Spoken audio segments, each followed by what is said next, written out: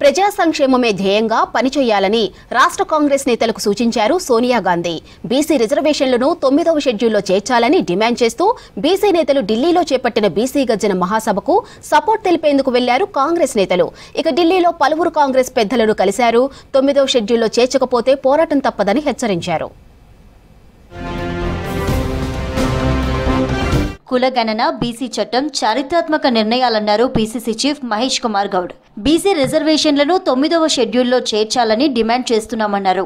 BJP ద్వంద్వ వైఖరితో బీసీలకు నష్టమని చెప్పారు. బీసీ రిజర్వేషన్స్ ను 9వ షెడ్యూల్లో చేర్చకపోతే పోరాటం తప్పదని హెచ్చరించారు మహేష్ కుమార్. కాంగ్రెస్ పార్టీ చిత్తశుద్ధితో 42% రిజర్వేషన్ ఇస్తూ అసెంబ్లీలో బిల్లు పెట్టడం, అంతకు ముందు దేశ స్వాతంత్ర భారతదేశ చరిత్రలో ఏ రాష్ట్రంలో జరిగిన విధంగా కుల సర్వే చేసి ఓబీసీలు తెలంగాణ రాష్ట్రంలో 56% ఉన్నారంటే ఒక అఫీషియల్ డాక్యుమెంట్, అథెంటికేట్ డాక్యుమెంట్ ఇవ్వడం జరిగింది.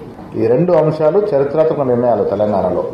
ఢిల్లీ పర్యటనలో ఉన్న బీసీ నేతలు సోనియా, రాహుల్ గాంధీతో భేటీ అయ్యారు. ఈ సందర్భంగా బీసీ నేతలను సోనియా ఆప్యాయంగా పలకరించారు. ప్రజా సంక్షేమమే ధ్యేయంగా పనిచేయండని నేతలకు సూచించారు సోనియా. తెలంగాణ ప్రజలు ఎప్పుడూ కాంగ్రెస్ వెంటే ఉంటారన్నారు. మంచి చేస్తే ప్రజలెప్పుడూ మర్చిపోరన్నారు. బీసీ రిజర్వేషన్లతో బడుగు బలహీన వర్గాల జీవితాల్లో మార్పులొస్తాయని చెప్పారు సోనియా. మరింత కష్టపడాలని నేతలకు సూచించారు సోనియా గాంధీ. బీసీ రిజర్వేషన్ల అంశంపై పార్లమెంట్లో బలంగా కొట్లాడతామని చెప్పారు రాహుల్. కేంద్ర వైఖరిని ప్రజల్లోకి తీసుకువెళ్లాలని బీసీ నేతలకు సూచించారు రాహుల్. హైదరాబాద్ వర్సిటీ భూములను ప్రభుత్వం తీసుకోవడం లేదన్నారు ఎంపీ మల్లు రవి. ప్రైవేటు వ్యక్తుల చేతిలో ఉన్న 400 ఎకరాలను ప్రభుత్వం స్వాధీనం చేసుకోగానే కుట్రలు చేస్తున్నారన్నారు. హైదరాబాద్ లో ఉన్న భూములన్నీ అమ్మేసింది బీఆర్ఎస్ సర్కారేనని మండిపడ్డారు మల్లు రవి.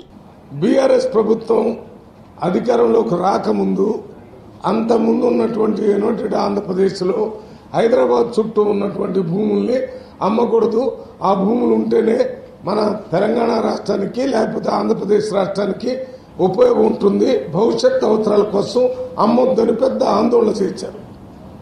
కానీ వారు ప్రభుత్వంలోకి వచ్చిన తర్వాత 100 ఎకరాల భూమిని, ఒక్కొక్క ఎకరం హైదరాబాద్ చుట్టూ కోకాపేట దగ్గర ఒక్క ఎకరం 100 కోట్ల రూపాయలకు వేల వేసి అమ్మిన చరిత్ర.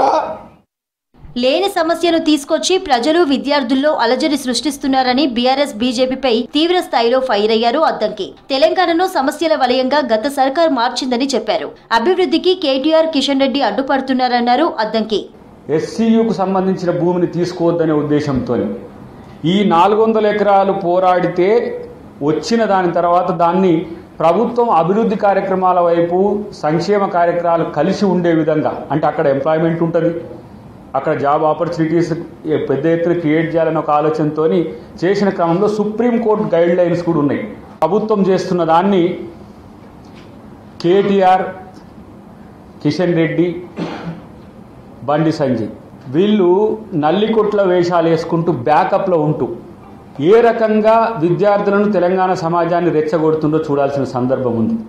తెలంగాణ ఉద్యమానికి గద్దర్ పాట ఊపిరి పోసిందన్నారు చెన్నూరు ఎమ్మెల్యే వివేక్ వెంకటస్వామి. గద్దర్తో తనకు మంచి అనుబంధం ఉందన్నారు. నటుడు కాంతారావు మంచి కళాకారుడని గుర్తు చేశారు.